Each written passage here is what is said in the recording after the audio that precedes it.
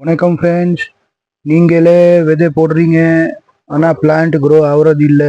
விதை எல்லாமே அப்படியே மண்ணுக்குள்ளே செத்து போயிடுது. பரவாயில்ல, நான் சொல்கிற மெத்தடில் நீங்கள் செஞ்சீங்கன்னு பார்த்தீங்களா, இந்த மாதிரி விதையிலேருந்து கண்டிப்பாக பிளான்ட் வரும். 100% ரிசல்ட் வரும். இப்போ நம்ம பார்த்தீங்கன்னா இன்னைக்கு நான் விதை போட பாருங்க. சுரக்காய் இருக்கு, பெரியங்காய் இருக்கு, அதுக்கப்புறம் குளம் மிளகாய் இருக்கு, அப்புறம் கஸ்டர்ட் பீன்ஸ் இருக்கு. 4 ஐட்டம் நம்ம இதுக்கு இன்னைக்கு விதையா போட போறோம். சின்ன பாட்டில் போட போறோம்.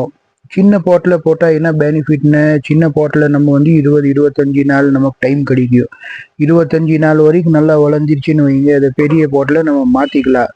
சின்ன மாடி இருந்தால் உங்களுக்கு எந்த பிரச்சனையும் இருக்காது. இந்த மாதிரி இடமும் மிச்சம் படுத்தலாம். சின்ன இடத்துல பார்த்தீங்கன்னா நீங்கள் ஜாஸ்தியும் காய்கறி வளர்த்தலாம். இதுக்கான இது ஒரு மெத்தடு.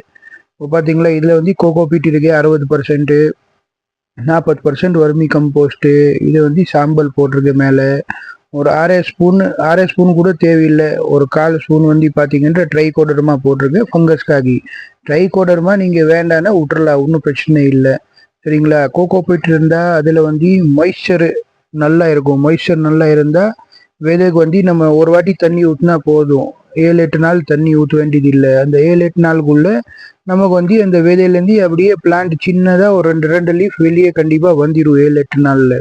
சரிங்களா. அப்போது ட்ரை ஆனால் தண்ணி கொடுங்க, இல்லைன்னா நீங்கள் தண்ணி கொடுக்க வேண்டியது இல்லை. சரிங்களா. இப்போ பார்த்தீங்கன்னா பாருங்கள், சுரக்காய் இருக்கு, பிறக்கங்காய் இருக்கு, எல்லாமே நம்ம விதை எப்படியே இதுக்குள்ள சின்ன பாட்டுக்குள்ளே போட போகிறோம்.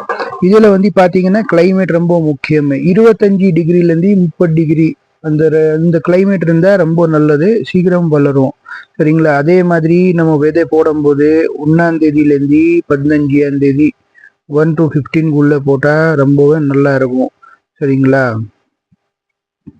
இது பாட்டில் போட்டுட்டு நீங்கள் டைரக்ட் சன்லைட்டில் வைக்க வேண்டாம். 2 லீஃபு 2 இலை வெளியே வரீங்க, நீங்கள் டைரக்ட் சன்லைட்டில் வைக்க வேண்டாம். சரிங்களா. 2 இலை வெளியே வந்துடுச்சின்னு வைங்க, அதுக்கப்புறம் நீங்கள் ஒரு 1 hour வெயில் வர மாதிரி இருக்குமா, அந்த மாதிரி வைங்க. திருப்பி உள்ள இனி ஒரு இலை வருது, 3ஆவது இலை வந்துருச்சுன்னு வைங்க, ஒரு 2 hour வெயில் வருதில்ல, அந்த மாதிரி இடத்துல வைங்க. அப்போ போதும். தண்ணி மெயினாக பார்த்திக்கோங்க.